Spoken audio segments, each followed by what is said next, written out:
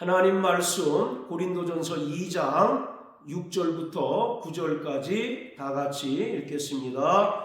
그러나 우리가 온전한 자들 중에서 지혜를 말하노니 이는 이 세상의 지혜가 아니요 또 이 세상에 없어질 관원의 지혜도 아니요 오직 비밀한 가운데 있는 하나님의 지혜를 말하는 것이니 곧 감추었던 것인데 하나님이 우리의 영광을 위하사 만세전에 미리 정하신 것이라. 이 지혜는 이 세대의 관원이 하나도 알지 못하였나니 만일 알았더면 영광의 주를 십자가에 못 박지 아니하였으리라. 기록된 바 하나님이 자기를 사랑하는 자들을 위하여 예비하신 모든 것은 눈으로 보지 못하고 귀로도 듣지 못하고 사람의 마음으로도 생각지 못하였다 함과 같으니라. 아멘. 예수 그리스도는 하나님의 비밀이시며 하나님의 지혜입니다.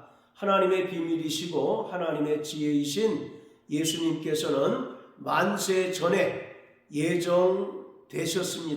그리고 만세 전부터 감추어져 있다가 말세를 당하여 성도들을 위하여 나타나신 바 되었습니다. 자, 골로새 1장을 다 같이 보시겠습니다. 골로새 1장 26절 27절입니다. 이 비밀은 만세와 만대로부터 오므로 감추었던 것인데 이제는 그의 성도들에게 나타났고 하나님이 그들로 하여금 이 비밀의 영광이 이방인 가운데 어떻게 풍성한 것을 알게 하려 하심이라. 이 비밀은 너희 안에 계신 그리스도시니 곧 영광의 소망이니라. 27절을 보면 이 비밀은 너희 안에 계신 그리스도시다 라고 말씀합니다. 이처럼 하나님의 비밀이신 예수님께서는 만세 전부터 감추었던 것인데 이제 말세를 당하여 성도를 위해서 나타나신 바 되셨습니다. 자, 골로새 2장 또 9절 10절입니다. 그 안에는 신성의 모든 충만이 육체로 거하시고 너희도 그 안에서 충만하여졌으니 그는 모든 정사와 권세의 머리시라. 예수님께서는 이 땅에 비록 육신을 입고 오셨지만 예수님의 육체 안에는 하나님의 모든 신성의 충만이 거하였습니다. 요한복음 1장 1절을 보면 예수님께서는 영원 전부터 하나님과 함께 계셨던 하나님의 아들이었습니다. 그런데 요한복음 1장 14절에서는 말씀이 육신이 되어 우리 가운데 거하심에 라고 말씀합니다. 즉 영원 전부터 하나님과 함께 계셨던 하나님의 아들이 이 땅에 육신을 입고 오셨습니다. 우리가 그 영광을 보니 아버지의 독생자의 영광이요 은혜와 진리가 충만하였다라고 말합니다. 이처럼 예수님은 하나님의 비밀로서 그 육체 안에는 하나님의 모든 신성이 충만하였습니다. 그래서 예수를 통하여 우리는 하나님을 비로소 알 수 있고 예수를 봄으로 하나님을 본 자가 되었습니다. 이러한 하나님의 비밀이시고 또 하나님의 지혜이신 예수님을 지혜와 계시의 영이신 성령을 통하여 우리는 그가 그리스도이시며 또 하나님의 아들이심을 바로 알고 믿음으로 구원을 얻게 되었습니다. 오직 하나님의 비밀이시고 하나님의 지혜이신 예수님을 지혜와 계시의 영이신 성령을 통해서만 알 수 있는 것입니다. 자, 에베소 1장을 다 같이 보시겠습니다. 에베소 1장 17절 우리 주 예수 그리스도의 하나님 영광의 아버지께서 지혜와 계시의 정신을 너희에게 주사 하나님을 알게 하시고, 여기서 지혜와 계시의 정신은 바로 지혜와 계시의 영을 말합니다. 즉 성령을 말하고 있습니다. 성령은 우리에게 하나님의 뜻을 깨닫게 하는 지혜를 주십니다. 그리고 성령은 하나님의 그 계시를 올바로 알 수 있게 하십니다. 따라서 지혜와 계시의 영이신 성령을 통하여 우리는 예수님께서 이 땅에 사람으로 오신 그리스도이시며 또 그런 근본 영원 전부터 하나님과 함께 계셨던 하나님의 아들이심을 온전히 알 수 있습니다. 고린도전서 12장 3절에서도 성령으로 아니하고서는 예수를 주시라 할 수 없다라고 말씀합니다. 그런데 이러한 하나님의 비밀이시며 또 하나님의 지혜로 오신 예수님을 유대인들은 건축자들의 버린 돌처럼 간주하였습니다. 자, 베드로전서 2장을 다 같이 보십니다. 베드로전서 2장 7절 8절입니다. 그러므로 믿는 너희에게는 보배이나 믿지 아니하는 자에게는 건축자들의 버린 그 돌이 모퉁이의 머릿돌이 되고 또한 부딪히는 돌과 거치는 반석이 되었다 하니라. 저희가 말씀을 순종치 아니함으로 넘어지나니 이는 저희를 이렇게 정하신 것이라.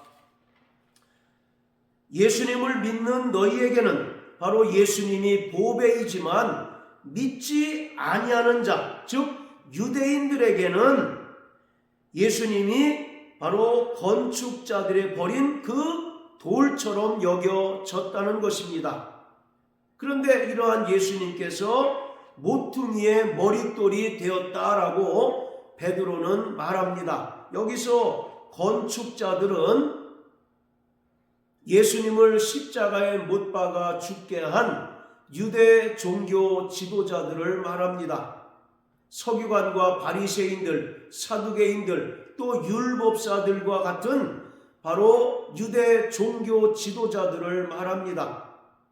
그들은 예수님을 철저히 무가치한 돌처럼 버렸습니다. 여기서 버렸다라고 하는 말은 거부하고 또 배척했다라고 하는 의미입니다. 예수님은 분명히 이스라엘 집에 잃어버린 양들에게 보내심을 받았습니다.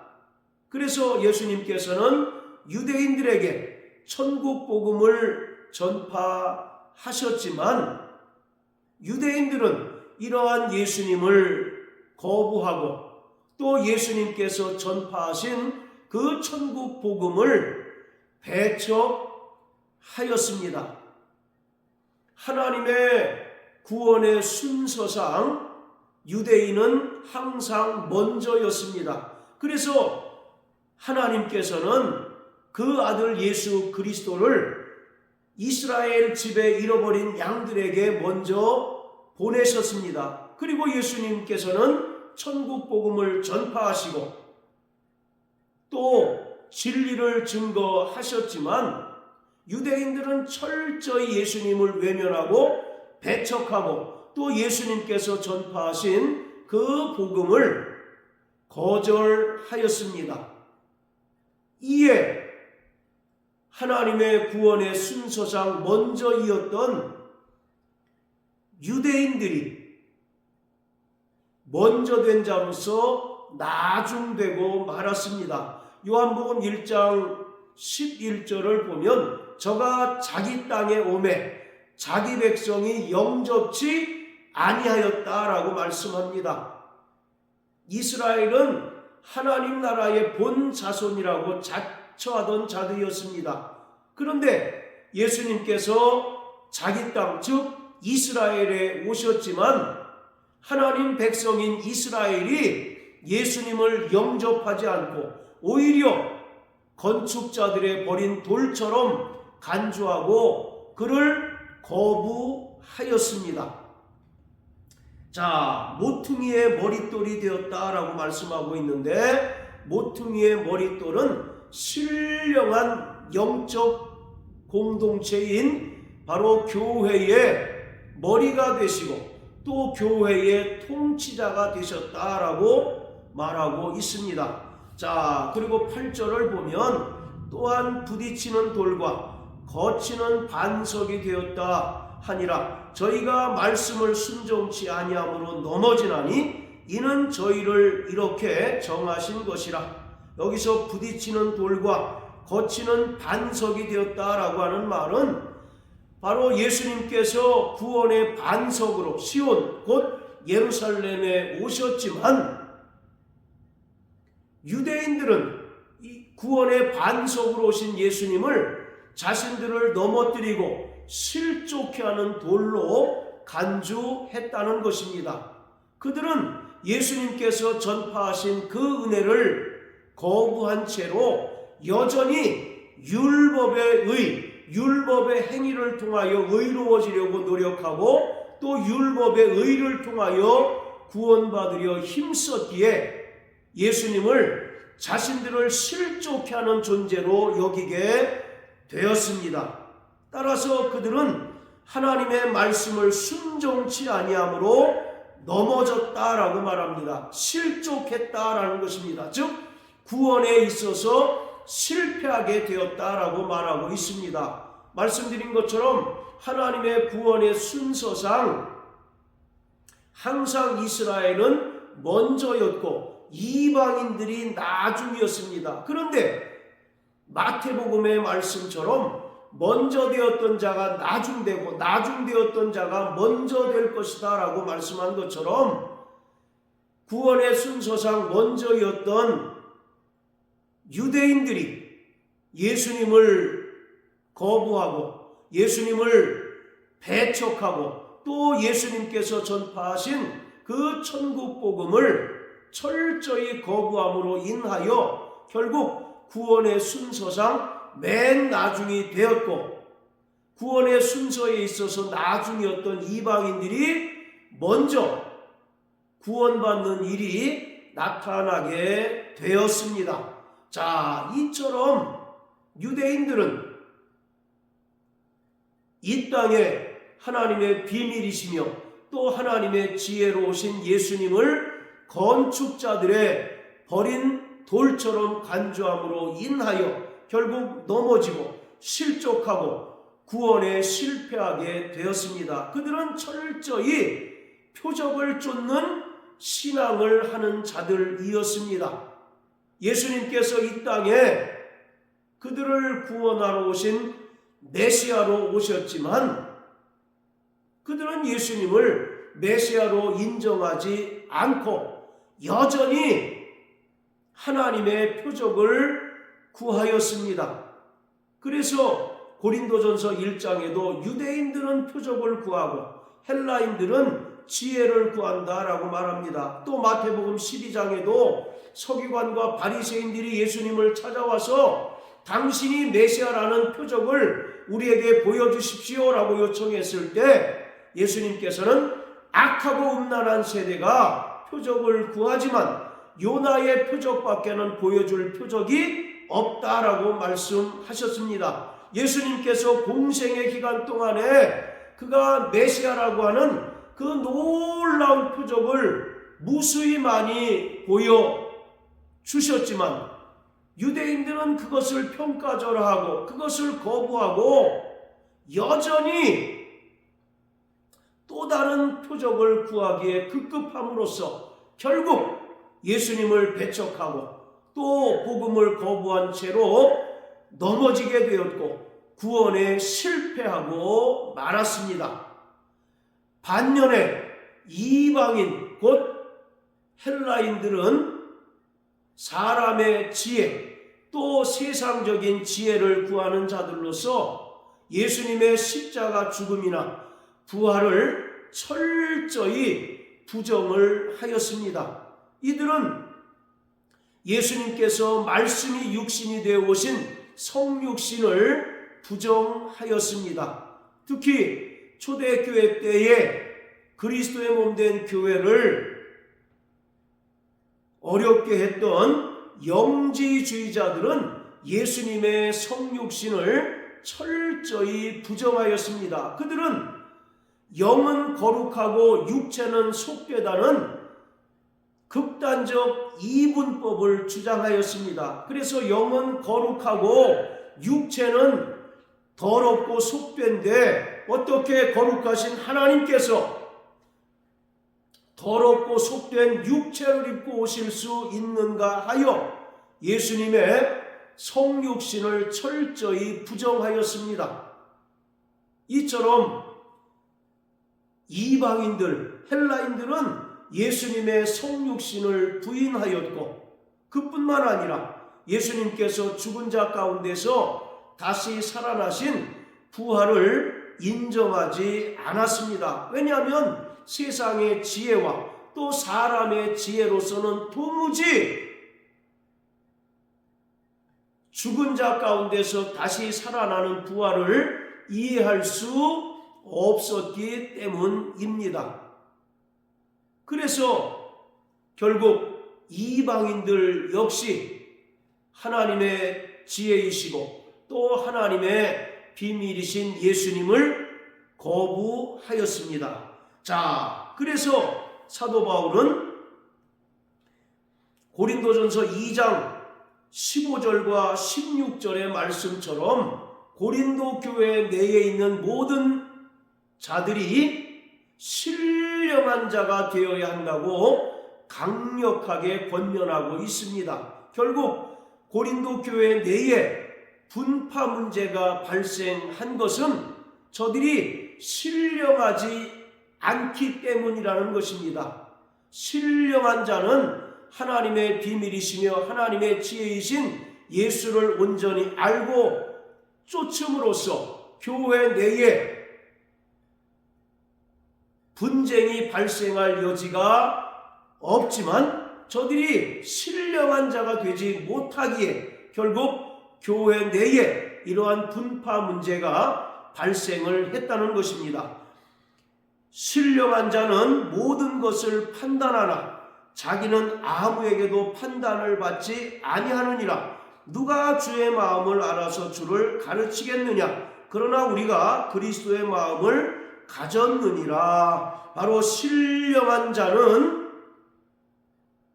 앞날을 맞추고 또 앞날을 예견하는 점쟁이쯤으로 생각하기 쉬운데 여기서 말하는 신령한 자는 성령 충만하여 성령의 인도를 받는 자를 말합니다. 철저히 성령의 지배를 받고 성령의 인도를 받는 자들이 바로 신령한 자라고 말합니다. 신령한 자는 모든 것을 판단하지만 아무에게도 판단을 받지 않습니다. 또 신령한 자는 그리스도의 마음을 가졌다라고 말합니다. 그리스도의 마음은 바로 주님의 뜻을 말합니다. 10절 11절을 보면 오직 하나님이 성령으로 이것을 우리에게 보이셨으니 성령은 모든 것 곧 하나님의 깊은 것까지라도 통달하시느니라. 사람의 사정을 사람의 속에 있는 영 외에는 누가 알리오. 이와 같이 하나님의 사정도 하나님의 영 외에는 아무도 알지 못하느니라. 사람의 속에 있는 영이 사람의 사정을 잘 아는 것처럼 하나님의 영이신 성령은 하나님의 깊은 것까지라도 통달하십니다. 그러기에 성령으로 인도함을 받는 신령한 사람은 하나님의 뜻을 깨닫고 또 그리스도 예수의 마음을 가진 자들이기에 이들은 철저히 세상 지혜를 따르는 자가 아니라 하나님의 지혜이시고 비밀이신 예수님을 따르고 쫓는 자들이기에 이들이 있는 한 교회 내에 분파 문제가 발생하지 않습니다.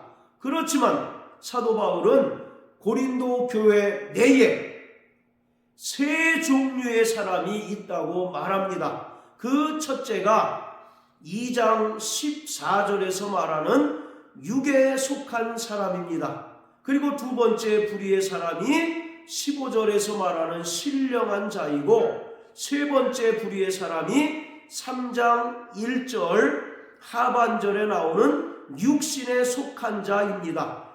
2장 14절에 있는 육에 속한 사람하고 3장 1절에 있는 육신에 속한 자는 한글로 보면 비슷한 의미 같지만 전혀 다른 부류의 사람입니다. 2장 14절에 있는 사람은 바로 하나님의 성령의 일을 받지 못한 자를 말합니다.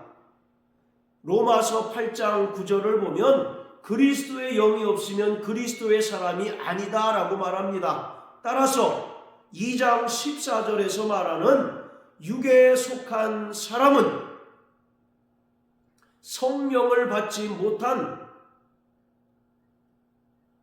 교회 내에 있는 불신자를 가리킵니다. 이들은 예배당에 정기적으로 출석하고 또 예배도 참석하지만 여전히 구원받지 못한 불신자로서 마귀에게 속하여 또 마귀의 지배를 받는 자들을 말합니다.